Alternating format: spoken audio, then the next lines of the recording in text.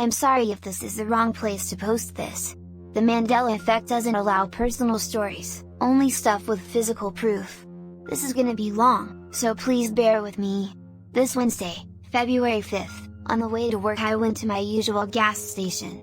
I go there every day, 5 days a week. I go in and everything is different. All new drink stations have been installed and the food area is completely redone. None of this was different Tuesday morning and I couldn't believe that they'd redone a gas station in one night. I then go outside and see that 2 gas pumps are completely gone and there is mulch bags stacked taking up all the space. None of this was there the day before. I then leave and head to work and somehow turn on the wrong street and get lost. I've been driving these neighborhoods for months, and suddenly I'm lost trying to find my job. I get to work a few minutes later and I'm panicking. I know it's silly, but I've always feared changing timelines. My fiance and I have a timeline safe word, so we know we are together. I call and ask him and he has no idea what I'm talking about. We just talked about it at the end of January and we've had it established for a while. I've even woken him up at night and asked him after having a nightmare and he's known. But now he has no idea what I'm talking about. Then the girls start coming downstairs. I work in an addictions group home, and one girl keeps saying how confused she is and how nothing makes sense today. Later in the day, another kept saying all she wanted to do was cry and she had no idea why. Then while running errands, I go down the same street I always do and suddenly there are 4 houses gone and a grove of trees planted. I've never seen them before and really started freaking. They are next to a building my family owned for the last 20 years. I know the whole neighborhood. My final straw was calling my mom today. She said my sister was going out tonight with her friend Jenna. I have known Jenna since 2003. I asked how much longer until Jenna has her baby. My mom goes silent and asks what the heck I'm talking about. She says she's never been pregnant. I look her up online, nothing. I asked my sister just a half hour ago and she laughs in my face and says Jenna is infertile and will never have kids. I literally remember the day my sister told me she was pregnant. She told me to guess who and Jenna was my 3rd guess. What the hell is happening to my life? Edit update. I really appreciate all the support and kind words people have had for me. This whole experience has been very scary for me. As for a few questions people have had, it's getting hard to keep up. I'm going to answer them here. I have already taken an extensive online schizophrenia test on Friday night. It said that I'm fine and very low probability of it. As for CO2 poisoning, I have no gas in my home or the home I work in. Everything is electric. I opened up to my fiance and had him read this. He knew it had happened but didn't know how upset I was. I asked him if I had shown any signs of mental instability or Alzheimer's. I'm only 25 and he said I've never shown any signs and only some mild anxiety when things get crazy. Lastly, the safe word and things leading up to the day. We created a safe word mostly as a joke after I read the Berenstein Bears theory and I had a really weird day at my old job. It became more used when I'd have nightmares and when I made jokes. The day before was a normal Tuesday. Wake up, work, home, eat, sleep. The only strange thing about the day was that I thought I'd heard a scream or yell as I was falling asleep. I blew it off and still kind of blow it off as some sort of sleep paralysis or dreamy moment.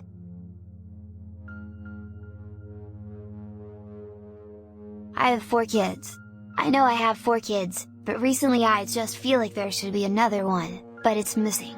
When we go out, I do head count and get flustered because I can't find the extra one. I have to consciously remind myself there are only 4, but my heart just doesn't believe it. Well, I just put it down as one of those weird feelings and push it aside. Then, my parents sent money to my kids. They sent $500. I called them and asked them why they put in so much. They were confused and said that they told me they were sending $100 per kid. I reminded them that I only had 4 kids. They were silent for a moment then just kind of laughed and said they must be getting old because they were thinking there was 5 too. Then tonight, my daughter walked into the lounge room. She looked around and said, "I know we'll all be here but our family feels small." My son agreed. I hadn't said anything to anyone about my feelings lately because they already think I'm ancient and forgetful at 40. Thanks for reading if you've made it this far. Does anyone else ever have these feelings? So I work for a joinery company and was delivering a load to a construction site about an hour away from work. Whenever I'm out and about, I just play Reddit compilation videos on YouTube through my headphones. I was about 8 minutes into a video stopped at a red light. I suddenly got hit with a bad feeling of deja vu. The video started buffering. I thought it was odd since I had great reception but was just going to wait it out. The light went green, and the video played just long enough to say the word wait and started buffering again. I couldn't see anything at all. The road was clear, but I thought I'd listen, looked left, then right again, and there was a massive semi that appeared out of nowhere and ran the red light. It would have taken out the driver's side of the cab, and I'd have been toast if I didn't wait. This glitch saved my life and definitely reminded me of my own mortality.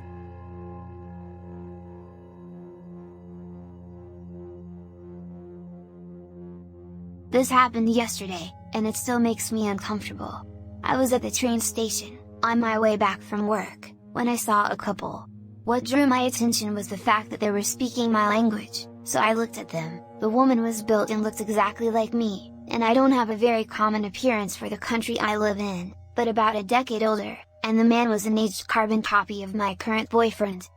But what really set my creepy radar off was the following: she had the tattoo I always wanted to get, exactly where I wanted to get it, and it's a very personal design only my best friend knows about, so not a common tattoo.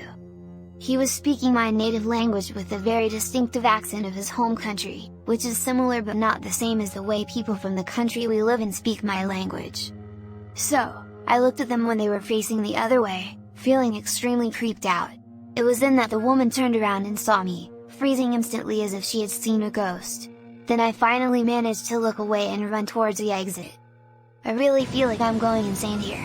It was as if she or I remembered that exact moment, and knew exactly when and where to look for me. I didn't tell anyone because I don't want them to think I'm completely nuts.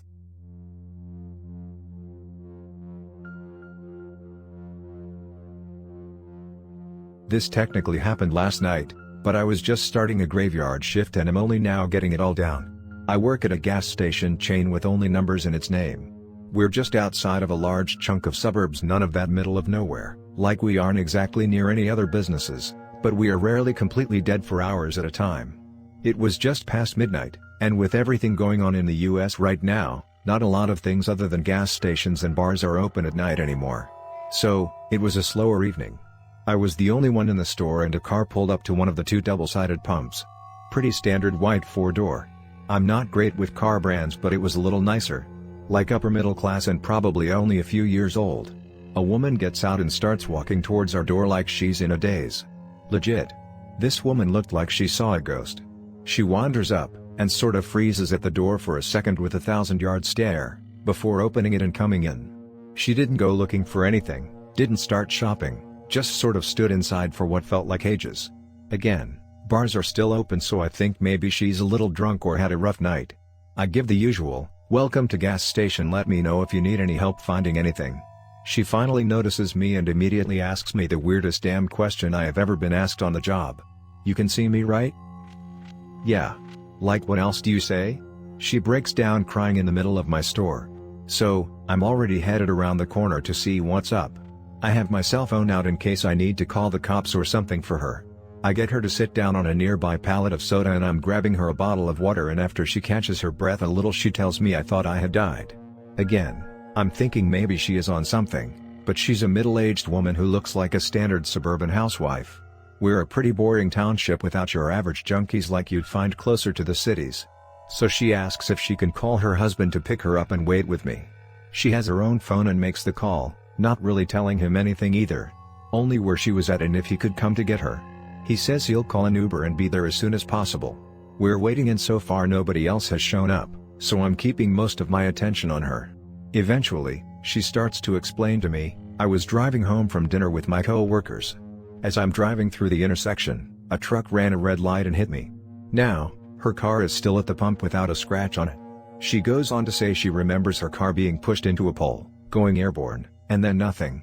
I tried to calm her down, letting her know that her car is out front and it looks fine, but she insisted that she completely blacked out, woke up in an ambulance for a split second, passed out again, and then woke up again in the driver's seat of her car at the intersection waiting for the light to change, perfectly fine. This whole thing freaked her out so badly that she drove to the nearest place just to get out of the car. The husband eventually showed up to get her. He asked if I had any idea what happened, and even though she sort of explained to me, I just shrugged because I had no idea what was happening anymore. She reluctantly got into the passenger seat of the car and he drove them back home. That was hours ago, after which I worked an entire shift at the station trying to wrap my head around what the absolute hell I just witnessed.